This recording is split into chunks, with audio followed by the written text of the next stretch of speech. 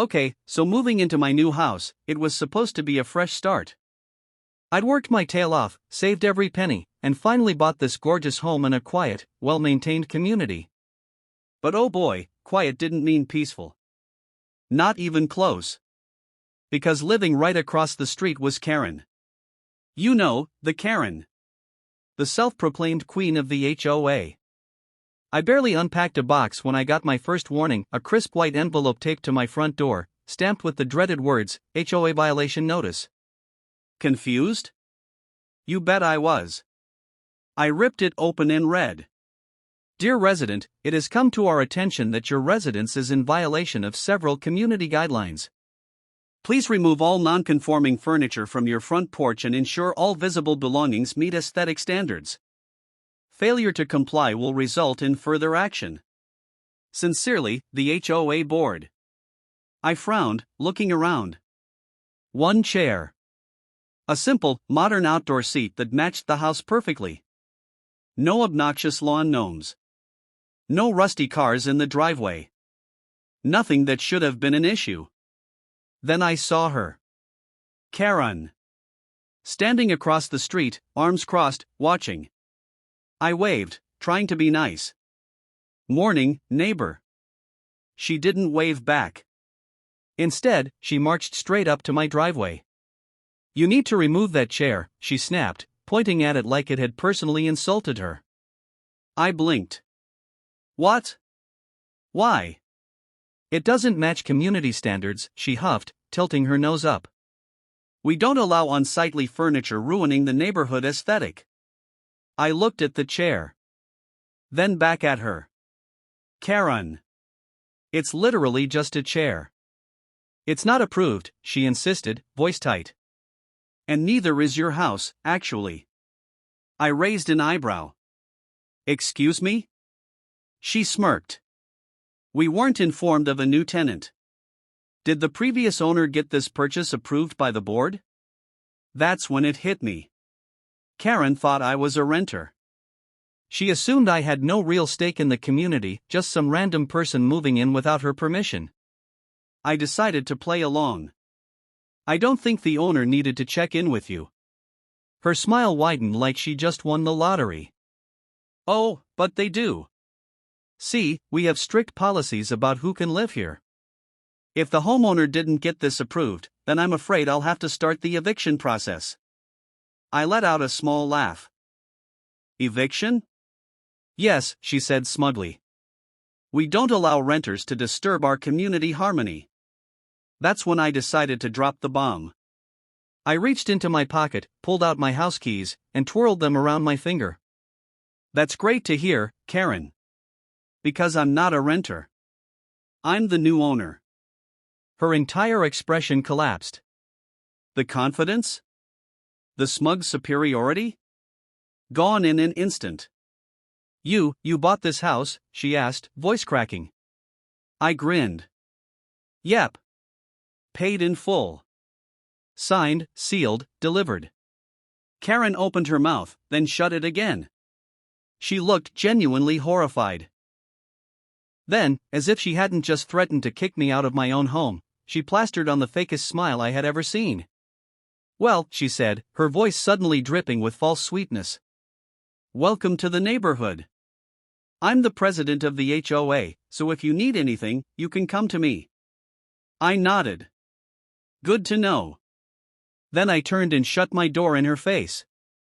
I thought that was the end of it. It wasn't. Over the next few days, I started getting more and more HOA violation notices. First, it was my porch light. Then, my trash bins being visible from the street.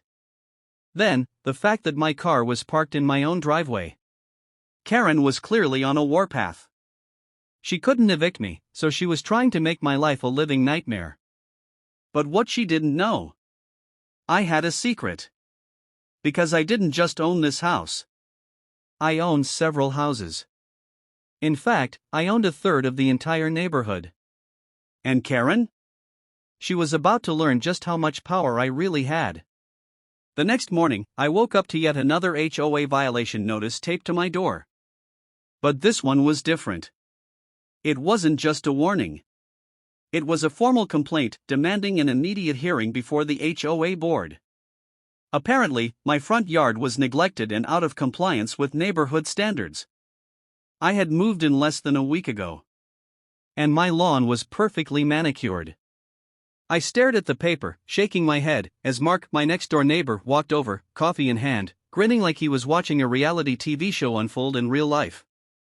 "You really pissed off Queen Karen," he chuckled, nodding at the letter in my hand. "She's been running around all morning talking to the other board members. She's out for blood." I sighed. I figured as much. She tried to evict me before realizing I actually own the house. Now she's just doubling down. Mark sipped his coffee. "Oh, it gets better. She doesn't know you own more than just this place, does she?" I smirked. "Not yet." That afternoon, I walked into the HOA office, fully expecting Karen to have stacked the deck against me. And sure enough, she was already seated at the long wooden conference table, a folder full of paperwork spread out in front of her. The other board members sat beside her, looking equal parts tired and amused. Greg, the HOA vice president, barely glanced up as I sat down. "Let's get this over with," he muttered. Clearly, even the other board members were sick of Karen's antics. Karen launched into her speech, flipping through her papers dramatically. "As you all can see, this homeowner has repeatedly violated our standards. His lawn is unkempt, his porch is cluttered, and his deliveries are excessive. He is disrupting the harmony of our beautiful community." I leaned back in my chair. My lawn is mowed. My porch has exactly one chair. And I get Amazon deliveries just like everyone else here. Karen's face turned red. "That's not the point. The point is, he doesn't respect the community's aesthetic." Greg sighed, rubbing his temples. "Karen, do you have actual evidence of these violations?" Karen gestured wildly at her paperwork. "I have photos." I looked at the images she had printed. One showed a single blade of grass slightly taller than the others. Another captured my trash bins on pickup day literally at the curb where they were supposed to be. The last one? A single Amazon package on my porch. I let out a short laugh. "Karen. Are you serious?" Karen scowled. "This is a serious matter. We cannot allow homeowners to lower property values by disregarding the rules." That's when I dropped the bomb. I pulled out my own folder and slid it across the table. "Actually, Karen, I think we need to discuss your violations." Karen stiffened. "What are you talking about?" I smiled. I did some digging. Turns out, as the self-proclaimed enforcer of HOA rules, you've been breaking quite a few yourself. I flipped to the first document. For example, the community guidelines clearly state that trash cans cannot be left outside for more than 6 hours after pickup. Yet here's a photo of your bins still out the next morning. Karen's face paled. That's irrelevant." "Oh, there's more. Guideline 14B states that all vehicles must be parked in designated driveways or garages. But here's a picture of your car, parked on the street." Repeatedly. Karen's mouth opened and closed like a fish gasping for air. I leaned forward, lowering my voice just enough to sound dangerously calm. "And let's not forget the fact that you built an unapproved extension on your backyard patio. No permits. No approval from the board. That's a major violation." Greg looked at the papers, then turned to Karen. "Is this true?" Karen swallowed hard. "That's different." Greg sighed, closing the folder. "Karen, we've had enough of this nonsense. You can't harass homeowners for non-existent violations while you're breaking half the rules yourself." Karen's entire body went rigid. But. Case dismissed, Greg announced, standing up. "And Karen? You might want to get your own violations sorted immediately." I smirked as I walked out. Karen was shaking with rage, her entire world crumbling. But she wasn't done. Not yet. Because as I left the building, I heard her mutter under her breath. I'll find another way. And I knew then this war was far from over. The next few days were eerily quiet. No more violation notices. No more passive-aggressive messages from the HOA. And most importantly, no sign of Karen. It was suspicious. Karen didn't just back down. She was planning something. I could feel it.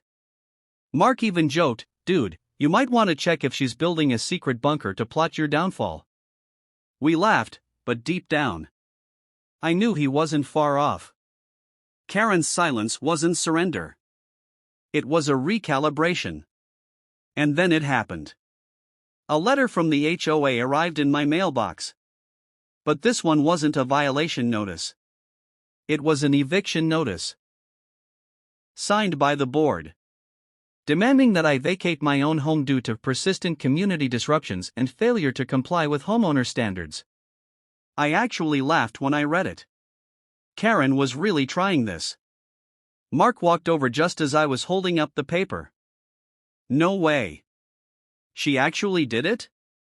Oh, she did it, I said, shaking my head. She went nuclear. Mark snatched the letter from my hand, reading it over. Dude, she doesn't even have the power to evict you. The HOA doesn't own the property. They can fine you, harass you, but they can't just kick you out. I grinned. She's about to find that out the hard way. I immediately contacted my lawyer, who confirmed what I already knew. This was completely illegal. The HOA could enforce certain rules, but an actual eviction? That was laughable. What made it even funnier was that Karen hadn't even gone through the proper channels. She had convinced a handful of board members to sign off on it, but it hadn't gone through any official process. In other words, she had faked an eviction order. Instead of reacting, I waited. I wanted Karen to think she had one. And sure enough, the next morning, she was glowing. Smiling. Waving to neighbors. Probably patting herself on the back for restoring order to her perfect community. That's when I decided it was time to let her know exactly who she was messing with. I called an emergency HOA meeting. Not as a resident under attack, but as a property owner. Karen was already seated when I arrived, looking smug beyond belief. She barely contained her glee as she said, "I'm surprised you even showed up. We assumed you'd be packing by now." I set a stack of legal documents on the table and leaned forward. "Actually, Karen, I came to discuss something important. The future of this community." Karen scoffed. "There's nothing to discuss. The board already made their decision. You have 30 days to vacate." I chuckled. "Yeah, about that. You see, you don't have the authority to evict me. In fact, the eviction notice you sent me? It's completely fraudulent. You didn't file it properly. It wasn't reviewed legally. And you bypassed the actual process." I slid a document across the table. "This is from my lawyer. Consider this a formal cease and desist. If you don't retract your fake eviction, you're looking at a lawsuit." Karen's smile wavered. "This is nonsense." "Oh, and one more thing," I continued, pulling out another document. "I wasn't planning on mentioning this, but since you tried to remove me from my own home, I thought I'd clarify something. You do know I own multiple properties here, right?" Karen's jaw clenched. "You what?" I nodded. "That's right. I own 10 houses in this neighborhood. That means I have a say in what happens here. In fact, according to the bylaws, because I own more than 10% of the properties in this community, I have voting power that surpasses even yours." Silence. Complete. Utter silence. Karen's face turned a deep shade of red. "That's ridiculous." "You." Greg, the vice president, cut her off. "Karen, is this true?"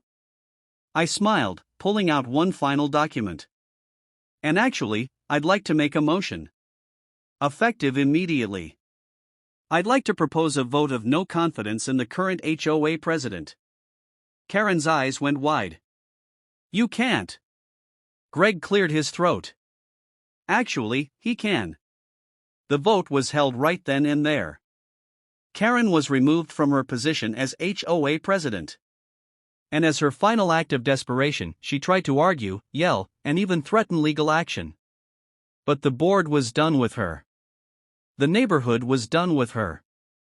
And within a week, a new HOA president was elected. A much more reasonable, sane, and less Karen-like individual. As for Karen, she put her house up for sale the next day. Mark sent me a picture of the for sale sign in her yard with a single text. Victory. And just like that, the neighborhood was finally free. Sometimes, people in positions of perceived power try to bully others. But remember, knowledge is power, too. Knowing your rights, understanding the rules, and standing up for yourself. That can make all the difference. And sometimes, a little bit of unexpected ownership can really turn the tables. Don't be afraid to stand up to bullies, no matter how powerful they seem.